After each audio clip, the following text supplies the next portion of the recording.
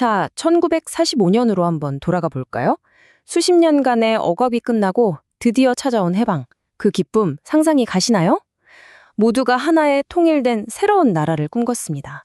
그런데 말이죠. 그 꿈이 불과 3년 만에 정말 산산조각이 나버렸습니다. 우리 한반도가 남과 북, 둘로 갈라진 거죠. 도대체 어떻게 그 찬란했던 희망이 이런 비극으로 바뀌게 된 걸까요? 지금부터 그 3년의 시간을 한번 같이 따라가 보겠습니다. 네, 맞습니다. 바로 이 질문, 어떻게 하나의 민족이 둘로 나뉘었는가? 이게 오늘 우리가 파헤쳐볼 이야기의 가장 핵심적인 질문입니다. 아니, 생각해보면 이상하잖아요. 어떻게 한 민족, 한 땅이 결국엔 완전히 다른 두 개의 나라가 될 수 있었을까요?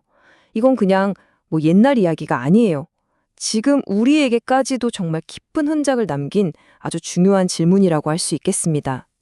자, 첫 번째 이야기입니다. 꿈에 그리던 나라.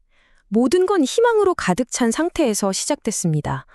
해방 직후의 한반도, 그야말로 새로운 나라를 만들자는 열기로 아주 그냥 들끓었죠. 전 세계에 흩어져 있던 독립운동가들이 저마다의 자리에서 이런 나라를 만들자 하면서 청사진을 그리고 있었던 겁니다. 여기서 우리가 꼭 알아야 할 개념이 바로 이 건국 준비 활동이라는 건데요. 이게 그냥 자, 이제 나라 만들자 이런 단순한 구호가 아니었어요. 핵심은 속도였습니다. 해방이 되자마자 바로 정부를 딱 세워서 혼란을 막는 거죠. 그리고 전 세계에 보여주는 겁니다. 보세요, 우리 스스로 나라 다스릴 힘이 있습니다. 이렇게요. 다른 나라들이, 특히 강대국들이 아이고 쟤네는 아직 멀었네, 우리가 좀 도와줘야겠다 라고 끼어들 틈을 아예 주지 않으려 했던 굉장히 치밀하고 전략적인 움직임이었던 겁니다. 자, 이 표를 한번 보실까요? 이게 정말 재밌는 지점이에요. 보세요. 위치도 중국, 충칭, 예난, 그리고 우리나라 국내 다 흩어져 있죠? 이념도 보면 우익, 좌익 완전히 달랐습니다. 그런데도 불구하고 가장 중요한 건 뭐였을까요? 맨 아래를 보세요. 공동 목표, 통일된 민주공화국. 와, 정말 놀랍지 않나요? 시작점에서는 이념과 위치를 떠나서 모두가 똑같은 꿈을 꾸고 있었다는 겁니다. 자, 그런데 바로 이 지점에서부터 뭔가 좀 꼬이기 시작합니다. 한반도의 운명을 결정하는 주체가 우리 손에서 점점 멀어져 가는 거죠. 제2차 세계대전의 승전국들, 특히 미국과 소련이라는 이 두 거대한 강대국의 입김이 한반도의 미래를 좌우하기 시작한 겁니다. 이 타임라인을 따라가 보면 그 희망이 어떻게 서서히 금이 가기 시작했는지 정말 잘 보입니다. 자, 1943년 카이로 회담, 여기서 처음으로 국제사회가 한국의 독립을 약속해요. 근데 조건이 붙죠. In due course, 적절한 시기에. 이게 좀 애매하죠. 그러다 1945년 2월 얄타 회담에서 소련이 일본과의 전쟁에 참전하기로 합니다. 이게 바로 한반도의 남과 북, 두 개의 세력이 들어오는 결정적인 계기가 되죠. 그리고 마침내 1945년 10월 모스크바에서 신탁통치라는 우리 운명을 뒤흔들 계획이 공식적으로 결정되고 맙니다. 이때부터 상황이 정말 걷잡을 수 없게 되는 거죠. 그리고 38선을 기준으로 남과 북에 들어온 미국과 소련, 이 둘의 방식은 정말 하늘과 땅 차이였습니다. 남쪽에 들어온 미군정은요, 한국인들은 아직 스스로 통치할 준비가 안 됐어 라고 생각하고 직접 모든 걸 다스립니다. 목표는 딱 하나, 공산주의 확산을 막는 거였죠. 그러다 보니까 급한 대로 일제시대에 일했던 관리나 경찰을 그냥 그대로 쓰게 되는 좀 아이러니한 상황이 벌어집니다. 반면에 북쪽에 들어온 소련은 달랐어요. 한 발짝 뒤에서 지켜보면서 현지 공산주의자들이 만든 인민위원회를 팍팍 밀어주는 간접 통치를 택했죠. 이 완전히 다른 통치 방식이 결국 남과 북이 서로 다른 길을 걷게 되는 출발점이 된 겁니다. 자, 이제 세 번째 이야기입니다. 찬성과 반대.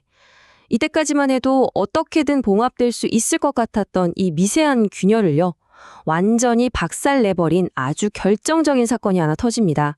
바로 이것 때문에 한국의 지도자들이 서로에게 등을 돌리게 되죠.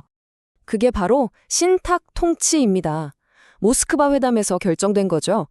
이게 뭐냐면 미국, 소련, 영국, 중국 이 네 나라가 최장 5년 동안 한반도를 대신 통치해준다는 계획이었어요. 의도는 그랬겠죠. 너희가 완전한 독립국가로 설 때까지 우리가 옆에서 좀 도와줄게. 하지만 한국인들 입장에선 이게 어떻게 들렸을까요? 이 계획은 독립으로 가는 다리가 아니라 우리 사회를 찬성과 반대, 둘로 완전히 쪼개버리는 폭탄의 뇌관이나 다름없었습니다. 자, 이 신탁 통치 문제를 두고 나라가 완전히 둘로 쪼개집니다. 먼저 김구 선생이나 이승만 같은 우익 민족주의자들은 길길이 날뛰었죠. 이게 또 다른 식민 통치지 뭐냐? 결사반대! 이게 바로 반탁 운동입니다. 그런데 좌익 세력은 좀 복잡했어요. 처음에는 이들도 반대를 했거든요. 그런데 소련 쪽에서 이걸 모스크바 회담 전체를 반대하는 거냐? 하는 식으로 압박이 들어오니까 입장을 싹 바꿉니다.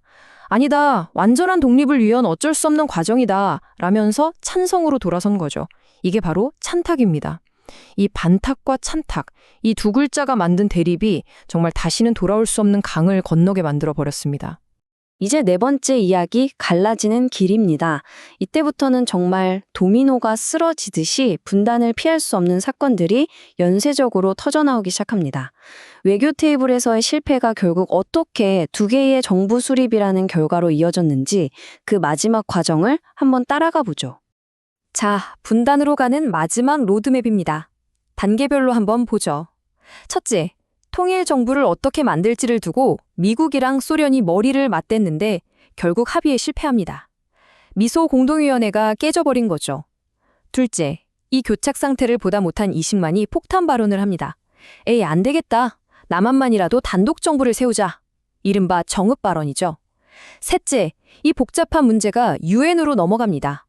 유엔은 좋아, 그럼 남북한 전체가 참여하는 총선거를 하자고 결의하죠. 마지막 넷째, 소련이 북한 지역에 유엔 선거 감시단이 들어오는 걸 막아버립니다. 그러자 유엔이 결국 최종 결정을 내리죠. 그렇다면 선거가 가능한 곳, 즉 남한에서만이라도 선거를 실시한다. 이게 바로 사실상 분단을 공식화한 돌이킬 수 없는 결정이었습니다. 그리고 이런 흐름 속에서 평생을 조국의 독립과 통일을 위해 바쳤던 한 사람의 목소리가 울려 퍼집니다. 바로 백범 김구 선생의 절규입니다. 들어보시죠. 나는 통일된 조국을 건설하려다 38선을 베고 쓰러질지언정 일신의 구차한 안위를 취하여 단독 정부에 세우는 데는 협력하지 아니하겠다. 정말 분단만은 막아보려 했던 그분의 마지막 진심이자 몸부림이었던 거죠. 자, 이렇게 해방부터 분단까지의 짧고 굵었던 3년의 시간을 따라와 봤습니다. 그러고 나니 머릿속에 하나의 질문이 떠나질 않네요. 결국 이 질문으로 돌아오게 됩니다. 모두가 함께 꾸었던 그 통일 독립 국가의 꿈은 도대체 어느 지점부터 잘못된 걸까요? 신탁 통치를 둘러싼 우리 내부의 갈등이 문제였을까요?